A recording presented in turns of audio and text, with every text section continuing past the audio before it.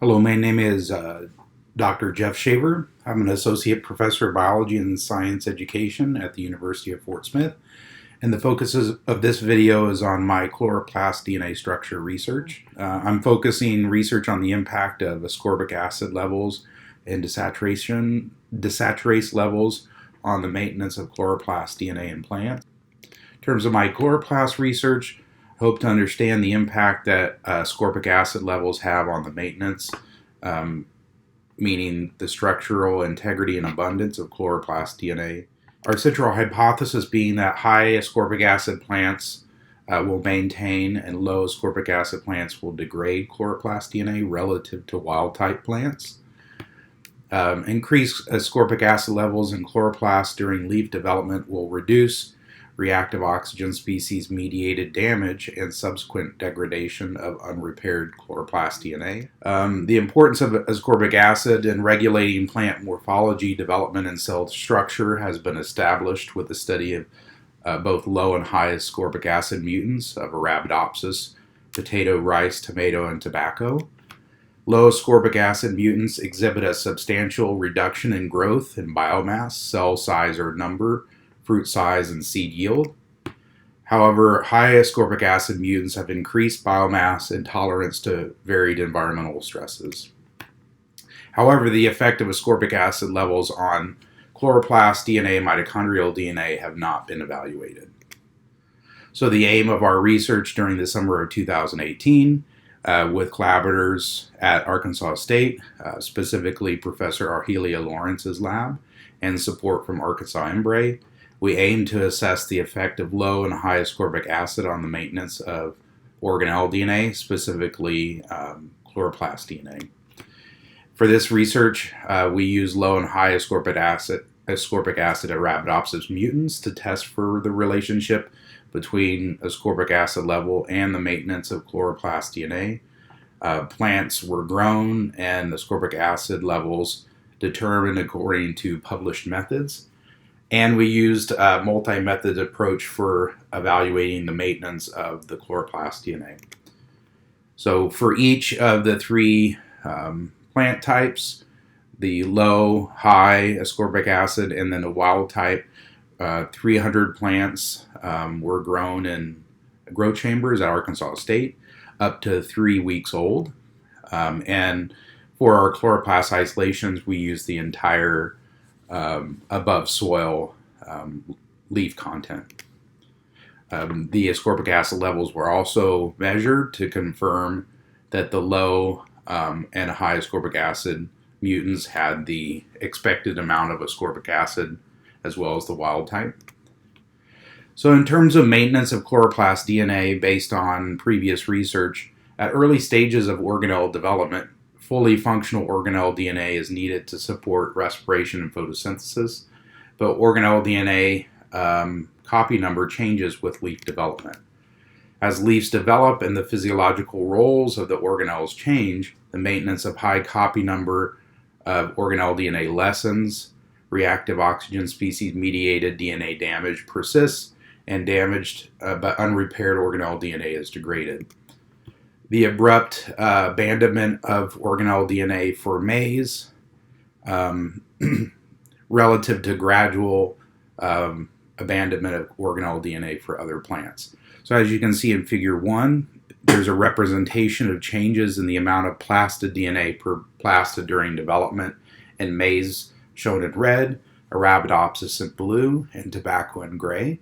As you can see during leaf expansion, the DNA amount per plastid increases with a decrease during leaf maturity, but there's a much steeper drop-off in the DNA amount per plastid in maize relative to Arabidopsis, and tobacco has the most retention of DNA further into development of the leaves. In terms of assessing chloroplast DNA maintenance, one method, which the results are shown in A and B, is identifying the chloroplast DNA content through DAPI staining of individually isolated chloroplasts. So you can measure both the size and chlorophyll fluorescence of the chloroplast, as well as the DAPI fluorescence that represents the chloroplast DNA.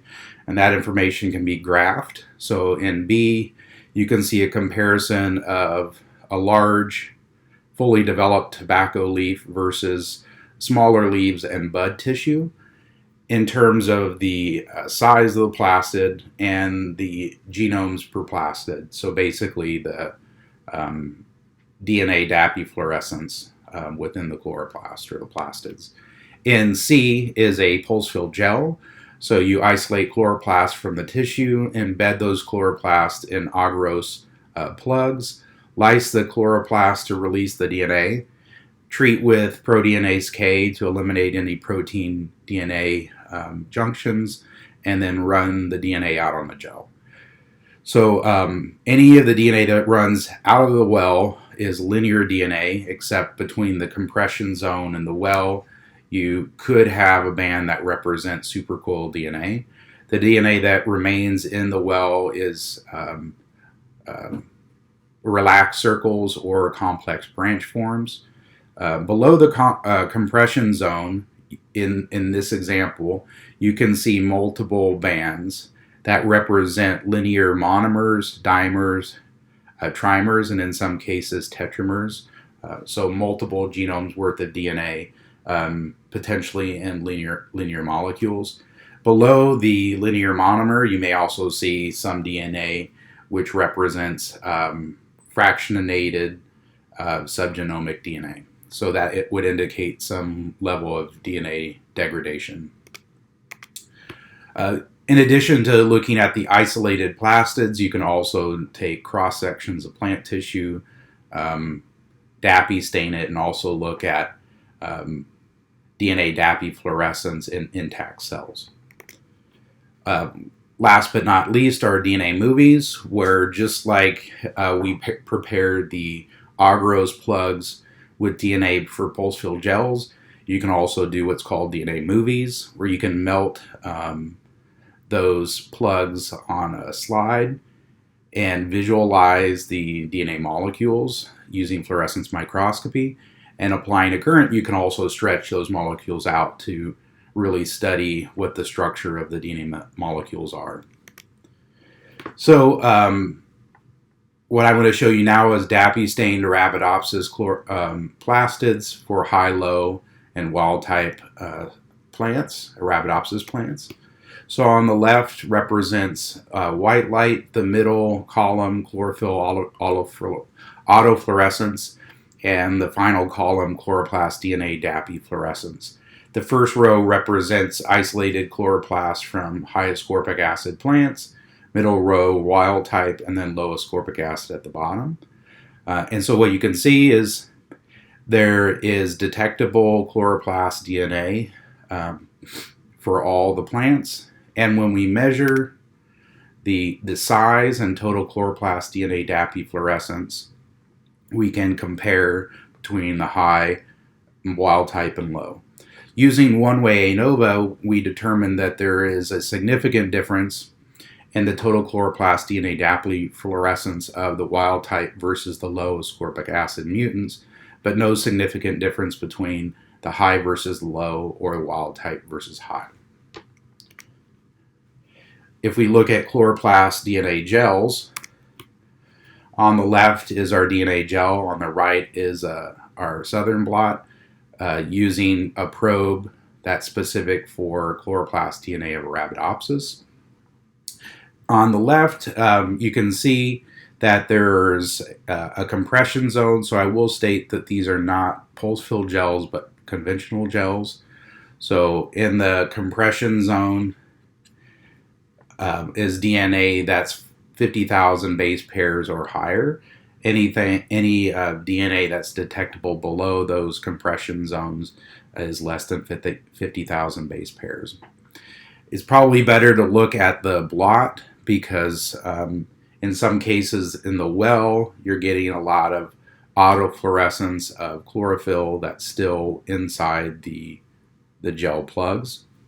So on the right, I think what you can see is most of the DNA is running out into the gel, and is caught up in this compression zone. So that indicates that much of the DNA across the different plant types, low, high ascorbic acid, or wild type, are linear forms. As you'll see from the DNA movies, next there are complex branch forms that would remain in the well, but it appears that much of the DNA to be observed is linear forms of DNA. On the right, we just ran a second experiment looking at the chloroplast DNA from wild type versus high and low ascorbic acid. You can notice that on the right there's just a single band versus on the left there's two bands. The double bands are an artifact in how I loaded the Algaros plugs directly into the wells, versus on the right I just laid the plugs up against the comb, poured the gel around it, so it's just how the DNA is running out of the plugs rather than those double bands on the left meeting anything. So I'm just going to show you some ethidium bromide stained DNA isolated from the high ascorbic acid mutants, but most of what you'll see is representative of both DNA from high ascorbic acid mutants and low, as well as wild type. So we use fluorescence microscopy for this imaging. So all of these fields of view represent different forms of chloroplast DNA from the chloroplast. You can see multi-branch forms. Those dots, if we perform DNA movies, are likely linear forms of DNA, because again, from the gels, we would expect much of the visualized DNA would be in a linear form. There are lots of complex branch forms as well. If we perform a DNA movie, we can apply a current so we can stretch and move these molecules out. Again, these have been treated with proteinase K, so all the junctions are DNA-DNA junctions, interactions, rather than protein-DNA interactions. So as we stretch this out, we can measure, and we can determine that that length of the bar there is equivalent to 225 kb. Again, the genome size of Arabidopsis is around 150. So some of these strands of DNA from this complex branch form are much larger than a single genome's worth. And therefore, in this complex branch form, you get many, many, many genomes worth of DNA. So in conclusion, in this 3-week-old Arabidopsis seedlings, ascorbic acid levels do not appear to significantly affect abundance or structure of chloroplast DNA. Chloroplast DNA appears fairly well intact with most DNA in linear multimers, with limited degradation, therefore very little subgenomic DNA molecules detected, or well-bound complex branch forms, though we can see plenty of complex branch forms in our DNA movies. Recommendation, if we want to see variation between the different mutants, perhaps testing older plants, or maybe looking at ascorbic acid mutants in other plant types, be it tobacco or maize. Also, we could test different age tissues. So I would like to acknowledge my collaborator, Professor Argelio Lawrence at Arkansas State University, and I thank members of her lab, Arkansas Embray for funding, and the Bendich Lab at the University of Washington. This research also connects to some collaborative research that I got Arkansas Embray funding to support for this coming summer of 2020, where our aim is to assess the effect of desaturation of chloroplast membranes and aphid infestation on chloroplast DNA. This collaboration is with Professor Fiona Goggins' lab at the University of Arkansas in Fayetteville. For this, we'll use wild-type and desaturase mutants of Arabidopsis and tomato to test for a relationship between desaturase levels and chloroplast DNA maintenance.